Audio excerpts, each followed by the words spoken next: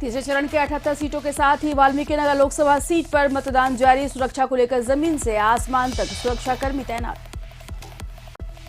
सुबह 8 बजे तक 15 जिलों के 78 विधानसभा सीटों पर पड़े 3.9% मतदान, तो वाल्मीकि नगर लोकसभा सीट पर हुए 2.4% मतदान। आखिरी चरण तय करेगा बिहार का भविष्य। सीमांचल पर है सबकी नजर। मुजफ्फरपुर के औराई विधानसभा क्षेत्र के बरहद बूथ संख्या 190 पर मतदान कर्मी शिक्षक की हार्ट अटैक से मौत, जांच में जुटे अधिकारी। तीसरे चरण के मतदान को लेकर पीएम मोदी, गृह मंत्री अमित शाह के साथ ही नेता प्रतिपक्ष तेजस्वी यादव ने ट्वीट कर दी वोट की अपील। सभी ने कहा भारी संख्या में करें मतदान। राजधानी पटना के कंट्रोल रूम में पहुंचा कशिश न्यूज। कशिश न्यूज की हर खबर पर है चुनाव आयोग की नजर। खबर पर आयोग ले रहा है संज्ञान। बिहार में ठंड ने दी दस्तक। राजधानी पटना के साथ ही सूबे में पिछले 24 घंटे में गिरा 2 डिग्री टेम्परेचर। पछुआ हवा ने बिगाड़े हालात।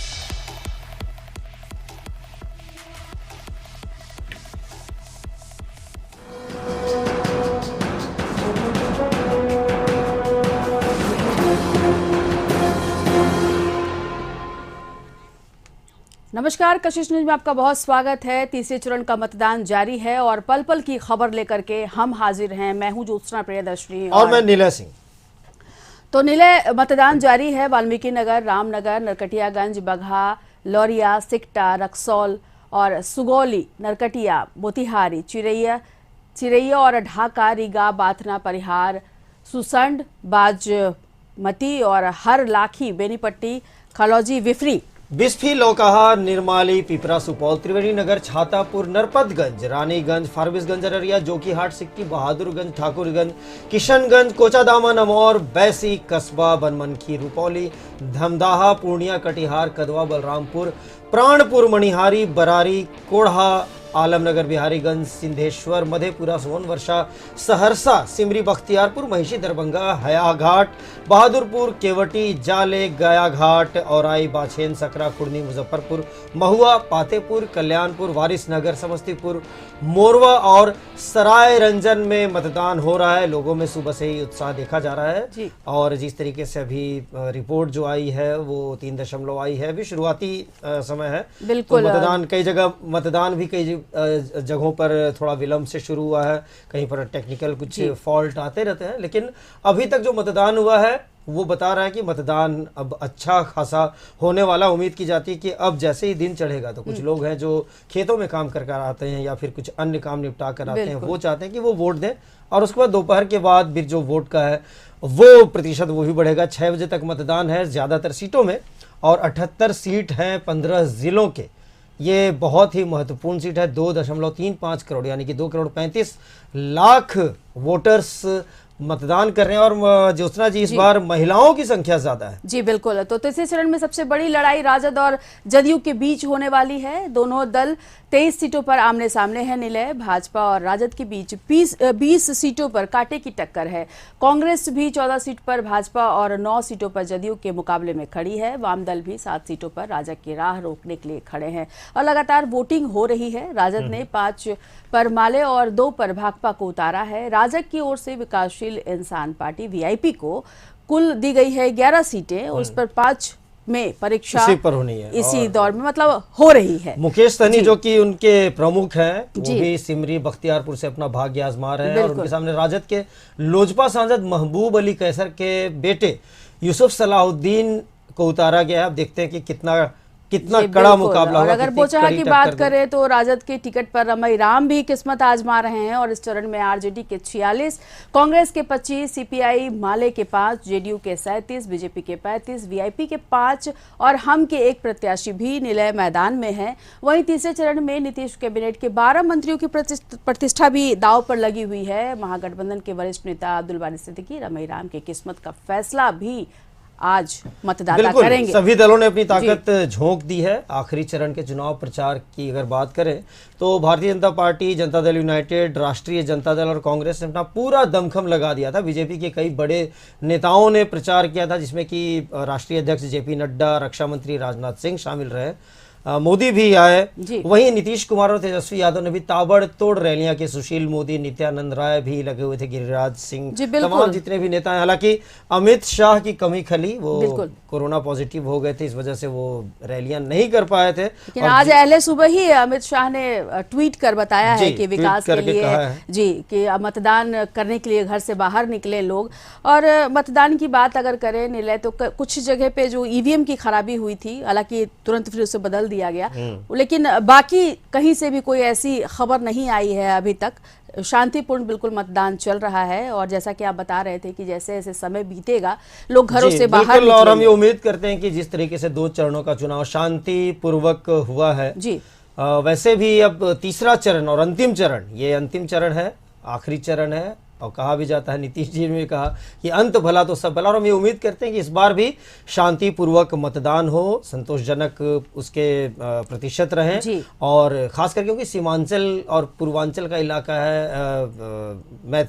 मिथिला का इलाका है, और पूर्णिया, अररिया, फारबिसगंज, ये सारे इलाके जो है सीमांचल से जुड़े हुए हैं। तो काफ़ी सरकार में महत्वपूर्ण इन इलाकों का रोल रहता है। यहाँ के विधायकों का अब जनता देखते हैं कि किसको चुनती है। जी, बिल्कुल। फिलहाल अब तो जनता अपना जो मताधिकार है उस अधिकार का भी प्रयोग कर बिल्कुल, रही है, और अपना जो नीलय। कर्तव्य है उसका भी निर्वहन कर रही है। और हमारे साथ हमारे सहयोगी अशोक मिश्र जी जुड़े हुए हैं न्यूज रूम से, और बाकी जो जानकारी है एक बार उनके पास चलते हैं और उनसे पूछते हैं कि क्या कुछ जानकारी है उनके पास।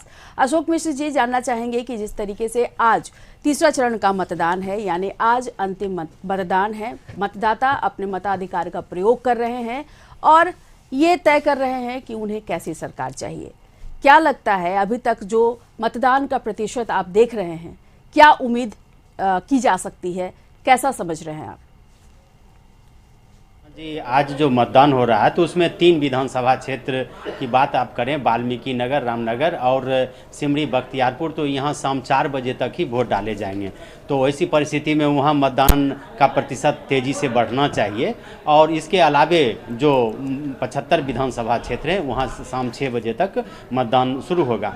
और इस बार जो तीसरा और अंतिम चरण है, इसकी 2 बड़ी खासियत है।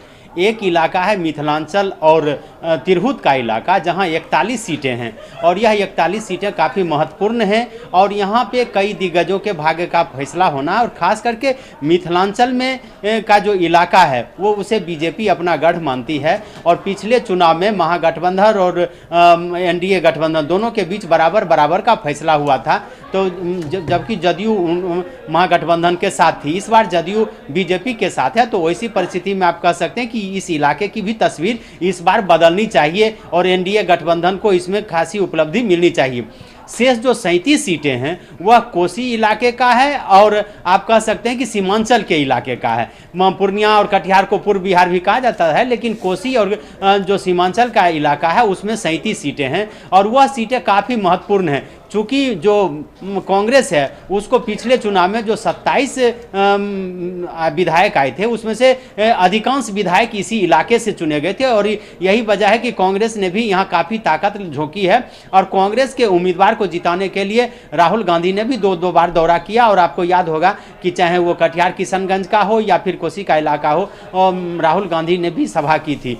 तो निश्चित रूप से कह सकते हैं कि आज का जो चुनाव है, अंत भला तो सब भला तो है ही, लेकिन आखिर किसका भला, किसके लिए भला, और ये तय करेंगे मतदाता कि क्या विकास पर वोट पड़ता है या रोजगार पर वोट पड़ता है। चूंकि अल्पसंख्यकों की जो मानसिकता रही है, जो बिहार में 15 साल का कार्यकाल रहा नीतीश का, उसमें कोई सांप्रदायिक बड़े दंगे नहीं हुए हैं और अभी तक अल्पसंख्यकों का वोट नीतीश कुमार और उनकी पार्टी या उनके गठबंधन को मिलता रहा है। अब उसका पैमाना यह चुनाव तय करेगा कि नीतीश के साथ अंत समय तक भी अल्पसंख्यक रहे हैं। चूंकि नीतीश ने कह दिया है कि यह हमारी अंतिम पारी है, तो ऐसी परिस्थिति में क्या अंतिम समय तक नीतीश का साथ अल्पसंख्यक निभाएंगे या फिर अल्पसंख्यकों के लिए जो चुनौती है कि ओबीसी को चुनना है या फिर महागठबंधन को चुनना है। तो ऐसी परिस्थिति में यह भी एक इस चुनाव की खासियत होगी और इसको देखना अभी बाकी है, वह 10 तारीख को पता चलेगा। दूसरी बात है, जो मिथिलांचल का इलाका है वह इलाका अति पिछड़ा है, बाढ़ से ग्रसित इलाका है और इस इलाके में बाढ़ और भूखमरी की समस्या सब दिन बरकरार रही रही है, लेकिन इसके बावजूद भी राजनीतिक चेतना के रूप में यह इलाका काफ़ी महत्वपूर्ण रहा है और यह इलाका सूबे की राजनीति की दशा और दिशा को तय करता रहा है। वैसी परिस्थिति में देखना है कि क्या नीतीश का जो सोशल इंजीनियरिंग है वह बरकरार रख पाता है यह इलाका, या उसमें भी कहीं ना कहीं क्षरण होता है, या महागठबंधन का जो जनाधार है वह जनाधार भी खिसकता है। लेकिन एक बड़ी बात आई है कि महागठबंधन को छोड़ करके वीआईपी पार्टी के जो मुकेश सहनी है वो इस बार एनडीए गठबंधन में अति पिछड़ी जातियों और पिछड़ी जातियों का भी एक बहुत बड़ा वोट बैंक इस इलाके में है। मुकेश सहनी खुद चुनाव लड़ रहे हैं सिमरी बख्तियारपुर से, और वहां से चुनाव लड़ रहे हैं सिमरी बख्तियारपुर के जमींदार हुआ करते थे सलाहुद्दीन, उनके पोते यानी कि जो लोजपा के अभी सांसद हैं महबूब अली कैसर, उनके बेटे चुनाव लड़ रहे हैं। तो ऐसी परिस्थिति में आप कह सकते हैं कि यह चुनाव काफ़ी कुछ संकेत देगा कि इस चुनाव में अभी भी किसकी पकड़ है, और जो राजनीतिक पैमाना है उसी से तय होगा। चूंकि जो भी दल, जो भी गठबंधन अब सत्ता के करीब पहुंच रहे हैं, उनको सत्ता के अंदर खींचने की, सत्ता के अंदर भीतर करने की, सत्ता के अंदर धकेलने की ताकत इन्हीं इलाकों में है। अब देखना होगा कि मतदाताओं की जो संख्या है या मतदाताओं की जो भीड़ दिख रही है, लगता है कि अगर मतदाता किसी को आशीर्वाद देंगे, समर्थन देंगे तो पूरी ताकत से देंगे और इतना जोर लगाएंगे कि वो सत्ता की कुर्सी पर जाकर बैठ जाए। जी अशोक जी, एक चीज जानना चाहेंगे। आपने अपने जो अभी आपने जो कहा उसमें दो तीन बातें आपने काफी महत्वपूर्ण कही। एक बात तो सीमांचल की बात कही, जो कि किशनगंज, अररिया, ये जो इलाके हैं जहाँ की मुस्लिम मतदाता बहुत बड़े फैक्टर हैं, और ओवैसी इस बार काफ़ी मजबूती से लड़ रहे हैं। दो बातें हैं, एक तो ओवैसी हमेशा जो अपने चुनाव प्रचार की बात कहें या संसद की बात कहें या संसद के बाहर बात कहें, वो मुस्लिम हितों की बात ज़रूर करते हैं, लेकिन कहीं ना कहीं जो बिहार के जो मुस्लिम हैं, एक चुनाव प्रचार के दौरान या फिर जो हम लोगों ने जब बात की थी वहाँ के मतदाताओं से, तो उनका कहना था कि आखिर ओवैसी तो बाहर ही हैं, जब चुनाव होता है तभी आते हैं और वोट मांगते हैं, भावनाओं को भड़काते हैं और फिर चले जाते हैं। तो क्या वाकई उन्हें फ़ायदा दिख रहा है या फिर सिर्फ एक ये शिगुफा है? देखिए नीला जी, ओवैसी ने बिहार में जो कदम रखा है उसका असर पिछले चुनाव में ही देखने को मिला। 2019 में जब लोकसभा का चुनाव था तो वैसी परिस्थिति में किशनगंज लोकसभा क्षेत्र से जो उम्मीदवार खड़े थे उसमें कांग्रेस, जदयू और AIMM के भी उम्मीदवार खड़े थे, और आप देख लीजिए कि उस समय भी ओवैसी फैक्टर ने काम किया था और एक अच्छी खासी संख्या में मतदाताओं ने उनको वोट दिया था। भले ही वो तीसरे स्थान पर रहे हों, लेकिन उनकी उपस्थिति काफ़ी मजबूत रही और इसका लाभ भी मिला कि किशनगंज में जो उपचुनाव हुआ विधानसभा का, तो ऐसी परिस्थिति में ओवैसी की पार्टी ने वहाँ पे चुनाव जीता और पहली बार बिहार में खाता खुला, वह भी सीमांचल इलाके से और किशनगंज इलाके से, जहाँ पे अल्पसंख्यकों की संख्या 60% से ज़्यादा है। तो आप कह सकते हैं कि अल्पसंख्यकों के बीच भी ओवैसी ने अपनी जगह बनाई है। इस बार के विधानसभा चुनाव में उन्होंने 24 सीटों पर अपनी उम्मीदवारी दी है और उन्होंने RLSP और BSP जैसे पार्टियों से भी क्या कहते हैं गठबंधन किया है। तो वैसी परिस्थिति में ओवैसी फैक्टर ने अपना रूप दिखाना शुरू कर दिया। अशोक जी, जो मैं जानना चाह रहा हूं कि जो उनके ऊपर जो बाहरी का एक जो ठप्पा लगा हुआ है, उससे क्या उन्हें नुकसान नहीं होगा इस बार?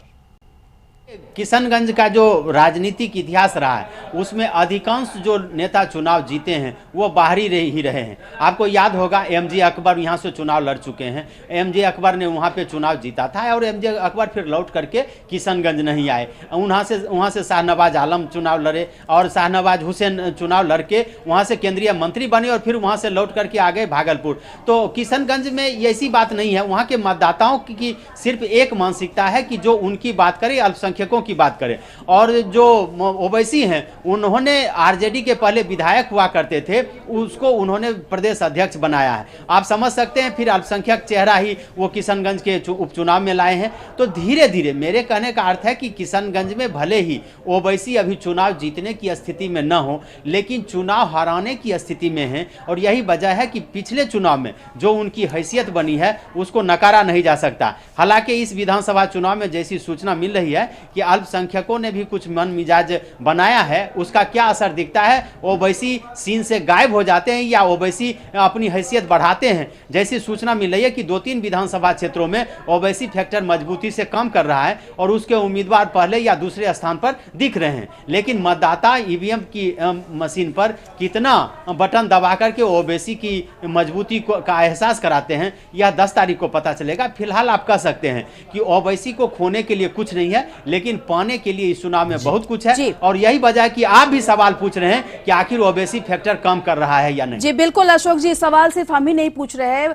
जितने भी प्रतिपक्ष के लोग हैं, जितने भी विरोधी लोग हैं ओवैसी के, वो सभी अपने सभी प्रेस कॉन्फ्रेंस में लगातार उनका जिक्र कर रहे हैं। भले ही उन्हें वोट कटवा कहा जाता हो या ये कहा जाता हो कि भाजपा की दूसरी पार्टी है ये, लेकिन जिक्र तो सभी कर रहे हैं, तो कहीं ना कहीं उनकी मौजूदगी तो नजर आ रही है। बहुत शुक्रिया अशोक जी, आप हमारे साथ बने रहिए। फिलहाल हम रुख कर रहे हैं सहरसा का, जहां शौकत हमारे संवाददाता हमारे साथ जुड़े हुए हैं। शौकत, आप मतदान केंद्र पे हैं, क्या कुछ नजारा आप देख पा रहे हैं? किस तरीके से लोग वोटिंग कर रहे हैं? क्या कुछ वहां सुविधाएं दी गई हैं?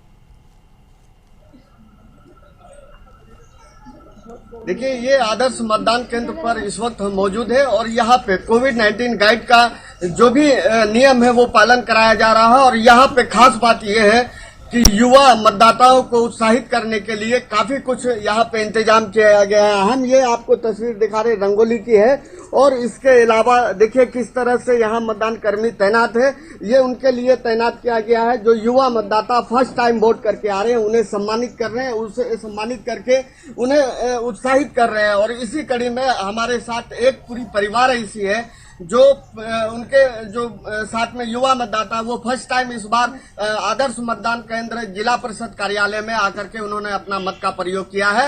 हम उनसे ये भी जानने की कोशिश करेंगे कि फर्स्ट टाइम आपने मत का प्रयोग किया है, इस वक्त किस तरह का आप फील कर रहे हैं? क्या नाम है आपका? मनीषा कुमारी।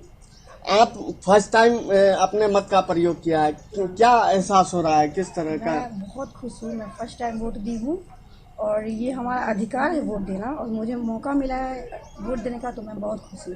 और सबसे बड़ी बात है हम लोग लोकतंत्र में रहते हैं और सबसे बड़ी बात कोसी क्षेत्र में जहाँ बहुत सारी समस्या होती है, जैसे बाढ़ हो, ट्रैफिक हो। तो संपर्क हमारा टूट गया है शौकत से। कितनी खूबसूरती से सजाया गया है निलय, आपने देखा बूथ को कितने अच्छे तरीके से सजाया गया है, बड़ा खूबसूरत नज़ारा लग रहा था। जैसा हम कहते हैं कि महापर्व है ये, और बिल्कुल उसकी छटा दिख रही थी। लोकतंत्र का महापर्व, हालांकि त्योहारों का मौसम शुरू भी हो गया है बिल्कुल, और उसी बीच में ये लोकतंत्र का भी महापर्व है, तो लोग इसका भी लुत्फ उठा रहे हैं और बहुत उत्साह के साथ। कोरोना के बावजूद, जो इतना बड़ा विश्वव्यापी एक त्रासदी है, उसके बावजूद बिहार में उसका असर चुनाव में बहुत ज्यादा नहीं दिख पा रहा। चुनाव आयोग ने अरेंजमेंट किया है सारा कुछ। जी बिल्कुल। तो मुजफ्फरपुर चलते हैं, मनोज हमारे साथ जुड़े हुए हैं निलय। और मनोज, क्या कुछ देख पा रहे हैं आप? मतदान केंद्र पे आप मौजूद हैं, कितनी कतारबद्ध होकर के लोग अपना मताधिकार का प्रयोग कर रहे हैं?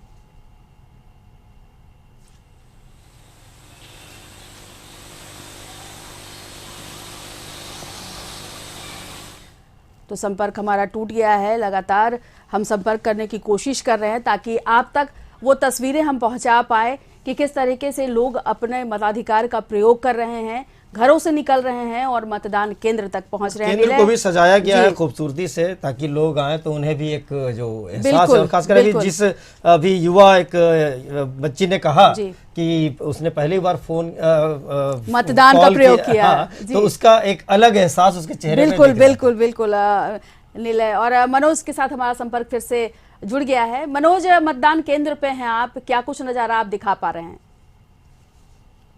वाकई जो मतदान केंद्र है वो जिला स्कूल मतदान केंद्र है और पूरे विधानसभा क्षेत्र की बात करें तो अहले सुबह से लोग अपनी बारी का इंतजार कर रहे थे। और दूसरे बूथ पर इससे पहले हम थे जिस बूथ पे वो गौशाला का बूथ था जहां पे मुस्लिम मतदाता भी हैं और हिंदू मतदाता भी हैं, तो वहां पे एक लंबी कतार थी। लेकिन जिस बूथ पे अभी हम खड़े हैं ये मुजफ्फरपुर का जिला स्कूल का ये बूथ है।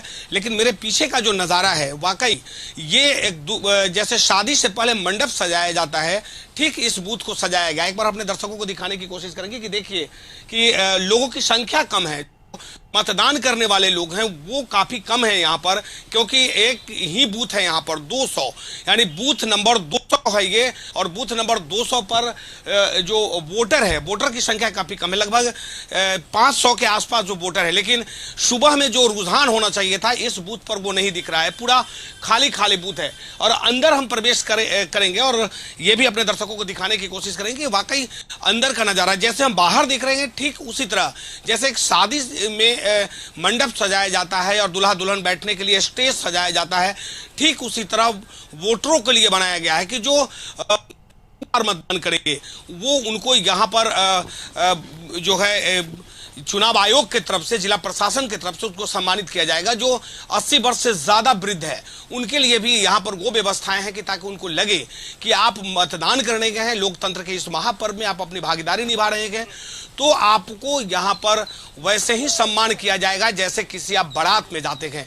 तो एक तरफ हम आपको दिखाने की कोशिश करेंगे, एक माता जी जा रही हैं, वो अपना मतदान करें, थोड़ा इधर आएंगे। माता जी वोट करने जा रही हैं जी। नाश्ता उस्ता हुआ है? हो गया। एक चीज बताइए कि इस बार क्या मन में सोचे हैं कि क्या चीज को लेकर मतदान करेंगे? वो सब नहीं सोचे हैं हम। नहीं सोचे। देखिए, विकास का बात होता है, रोजगार का बात होता है, और साथ साथ सड़क का बात होता है, सब कुछ के बात में हम लोग अपना इस चीज से कोई माने मतलब नहीं। उसको दे आए हैं उसको। देखिए वाकई लोग जो है कि अपने अपने मत का प्रयोग करेंगे, लेकिन इतना जरूर है कि जिस बूथ पे हम खड़े हैं इस बूथ का आप नजारा एक बार हम दिखाने की कोशिश करेंगे कि आप देखिए कि यहाँ पर व्हीलचेयर होनी चाहिए थी दिव्यांगों के लिए। एक दिव्यांग यहाँ से अंदर में अपना मत का प्रयोग करने जा रहा है, तो सिर्फ सजावट तो दिख रहा है, लेकिन सजावट के साथ जो अन्य व्यवस्थाएं होनी चाहिए थी वो व्यवस्थाएं यहाँ पर है कि एक दिव्यांग अंदर अपने मत का प्रयोग करने के लिए जा रहा है, लेकिन यहाँ पर व्हीलचेयर नहीं है। अगर व्हीलचेयर होता तो दिव्यांग को इस मुख्य द्वार से अंदर तक ले जाया जाता। तो और जो वोटर में नाराजगी है, क्योंकि वो जो वृद्ध थे वो उस बच्चे के पिता हैं, और वो नाराज इसलिए हैं क्योंकि उनके बच्चे को अंदर अपना मत का प्रयोग करना है। यहाँ पर एक आदर्श बूथ है, लेकिन यहाँ पर वो व्यवस्थाएं नहीं हैं जो व्यवस्था व्हीलचेयर होना चाहिए था, जिसको लेकर उनकी नाराजगी साफ झलक रही थी। इसलिए हमें कुछ बात नहीं करनी है, लेकिन इतना जरूर है कि आज अहले सुबह से जो वोटर है, वोटरों में बाकी पिछले 2 मतदान की बात करें, पहले चरण और दूसरे चरण की बात करें, तो उन 2 चरणों से ज्यादा लोगों में रुझान दिख रहा है। मुजफ्फरपुर का इलाका हो या सीतामढ़ी का इलाका हो या वैशाली का इलाका हो या चंपारण का इलाका हो, तो बिल्कुल मनोज, हम आपको रोकना चाहेंगे। एक बड़ी खबर आ रही है कटिहार से। जनता ने रोड के लिए वोट का बहिष्कार कर दिया है। कदवा में नाराज मतदाता मतदान नहीं कर रहे हैं। कदवा विधानसभा के बूथ नंबर 232 पर अब तक वोट नहीं पड़े हैं। विकास नहीं होने के मुद्दे को लेकर वोट का बहिष्कार किया गया है। तो ये बड़ी खबर कटिहार से, जहां जनता ने रोड के लिए वोट का बहिष्कार कर दिया है। कदवा में नाराज मतदाता वोट नहीं कर रहे हैं। उनका ये कहना है कि यहाँ रोड नहीं है, सड़क नहीं होने की वजह से वो नाराज हैं। 232 पर अब तक वोट नहीं पड़े हैं और ये तस्वीरें आप देख रहे हैं जहां वोट का बहिष्कार किया गया है। और कटिहार संवाददाता रितेश रंजन हमारे साथ जुड़ गए हैं। रितेश, वोट का बहिष्कार कर दिया है इन लोगों ने, अभी क्या स्थिति है? क्या इन्हें मनाने की कवायद की जा रही है? ये देखिए 10 बजने को है और ये कदवा विधानसभा का 232 नंबर वोट है, जहाँ पे मतदाताओं ने वोट का बहिष्कार किया। अब विजुअल में स्पष्ट तौर पे देख पा रहे होंगे कि कोई भी मतदाता जो है बूथ पे नहीं पहुंचे, बूथ वीरान है और खाली है। तो निश्चित तौर पे जो अभी तक जो 9 बजे तक का आंकड़ा है, लगभग 5% वोटिंग हो चुकी है। लेकिन कटिहार जिले का ये पहला कटिहार जिले से ये पहली खबर है कदवा विधानसभा से, जहाँ वोट का बहिष्कार है। रोड नहीं तो वोट नहीं के मुद्दे पर लोग जो बहिष्कार कर रहे हैं, विकास के मुद्दे को लेकर बहिष्कार कर रहे हैं। कहीं न कहीं मतदाताओं में जो है उनके जनप्रतिनिधि जो रहे हैं उनसे नाराजगी है।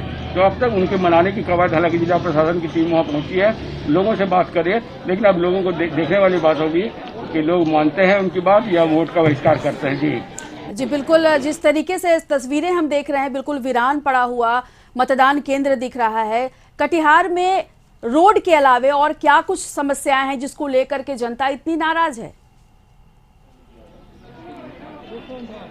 जी देखिए, सीमांचल का ये इलाका है कटिहार, खासकर कटिहार की बात करें तो बाढ़ कटाव विस्थापन एक बड़ी समस्या है। तो बाढ़ कटाव विस्थापन से की समस्या से जो कटिहार लगातार जूझता रहा है। कटिहार के कई इलाके हैं जो बरसात और बाढ़ की स्थिति, जो नेपाल से जो पानी छोड़ा जाता है तो बड़ी संख्या में बाढ़ की स्थिति उत्पन्न होती है। हजारों हजार लोग बेघर हो जाते हैं। तो अभी तक इसका स्थायी निदान नहीं निकल पाया। कई ऐसे इलाके हैं जो बाढ़ के कारण रोड कटाव, अभी तक वहाँ पुल नहीं बन पाया। चचरी पुल के सहारे लोग काम करते हैं। तो कहीं ना कहीं जो ये कहने वाली बात है कि बाढ़ और विस्थापन एक बड़ी समस्या है। इसको लेकर जो सीमांचल का ये इस इलाके के लोग जो हैं खासा परेशान रहते हैं।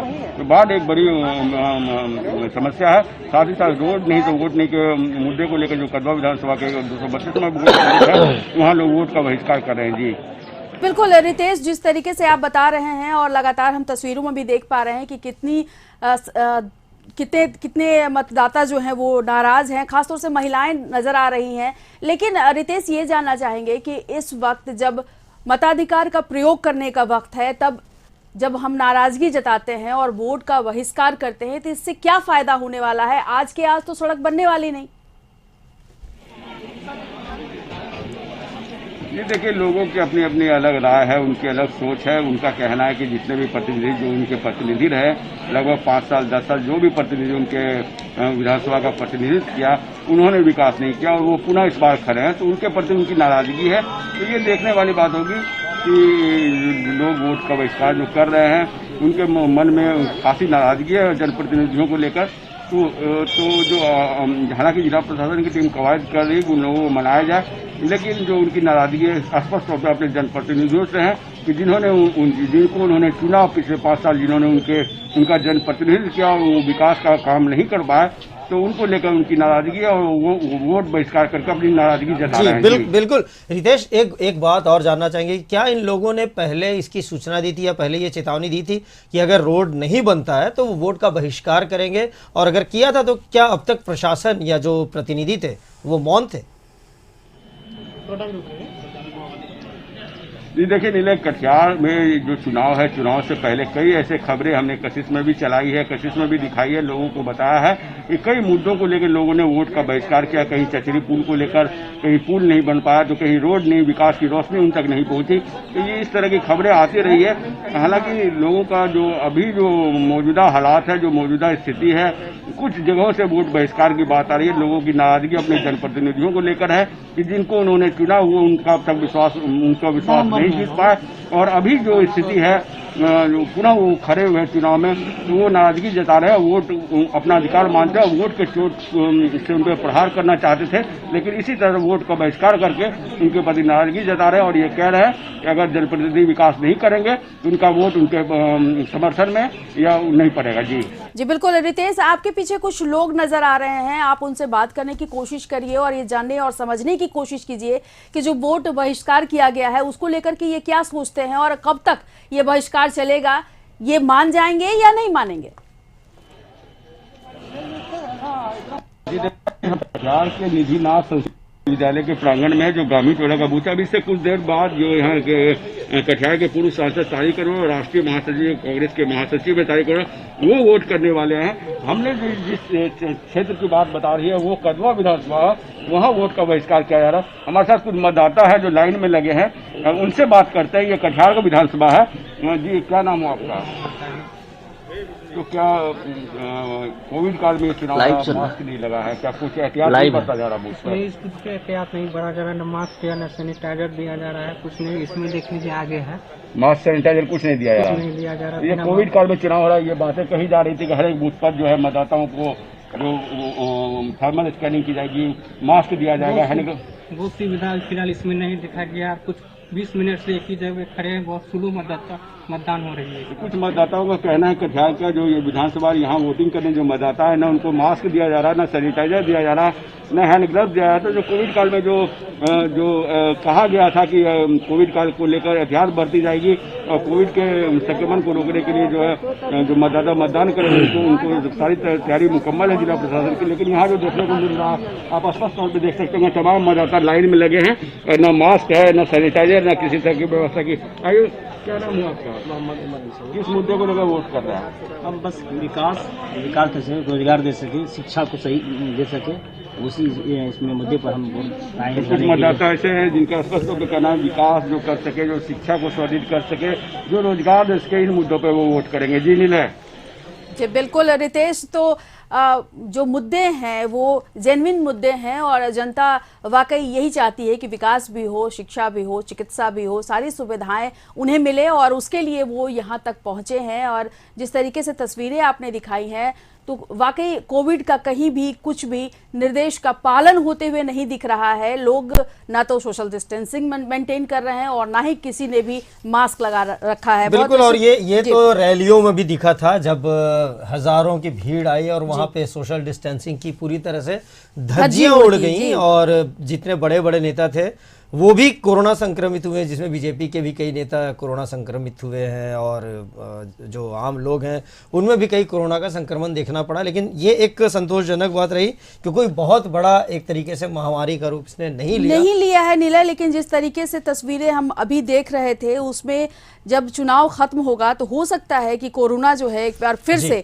महामारी के तौर पर हमारे बीच चला आए, क्योंकि अगर आप सुरक्षा नहीं रखते हैं, आपने मास्क नहीं पहना है, आपने सोशल डिस्टेंसिंग का पालन नहीं किया है जो करना था। चुनाव आयोग ने स्पष्ट रूप से ये निर्देश दिए थे कि इस तरीके से आपको वहां जाकर कोविड को लेकर के सुरक्षा बना के रखनी है, तो उसको तो बिल्कुल ही पालन करते हुए नजर नहीं आ रहे हैं लोग। और सुपौल की हम बात कर ले निर्णय, सुपौल में सुरक्षा को लेकर सीमा सुरक्षा के जवानों को कड़ी निगरानी के लिए रखा गया है। यहाँ के भारत नेपाल सीमाई इलाके में सीमा सुरक्षा बलों के जवानों ने विशेष नजर बनाया है। वहीं सुपौल जिला के बूथ संख्या 9 पर तैनात सेना के जवान दिव्यांगों के लिए भी सहारा बन रहे हैं। पिछले चुनाव में भी हमने देखा था यहाँ तैनात जवान मजबूरों और बेसहाराओं को मतदान केंद्र तक पहुंचाने का भी काम कर रहे हैं। जी बिल्कुल, तो ये तस्वीरें अच्छी लगती हैं। ये तस्वीरें वाकई में अच्छी लगती हैं और ये जो सैनिक है हमारे, ये तो देश की रक्षा करते हैं, लेकिन लोकतंत्र के इस महापर्व में भी इनकी जो भूमिका है वो काफ़ी महत्वपूर्ण होती है। चाहे सुरक्षा की व्यवस्था हो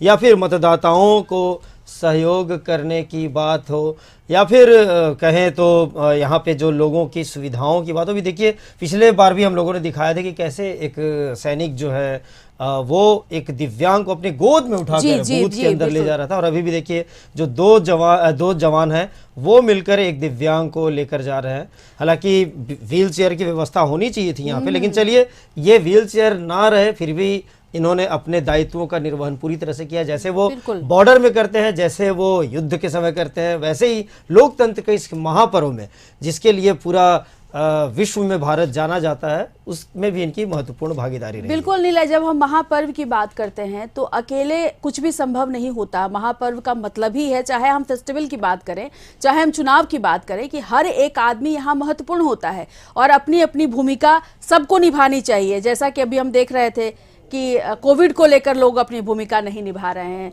तो एक बार फिर से मुजफ्फरपुर का रुख कर लेते हैं जहां मनोज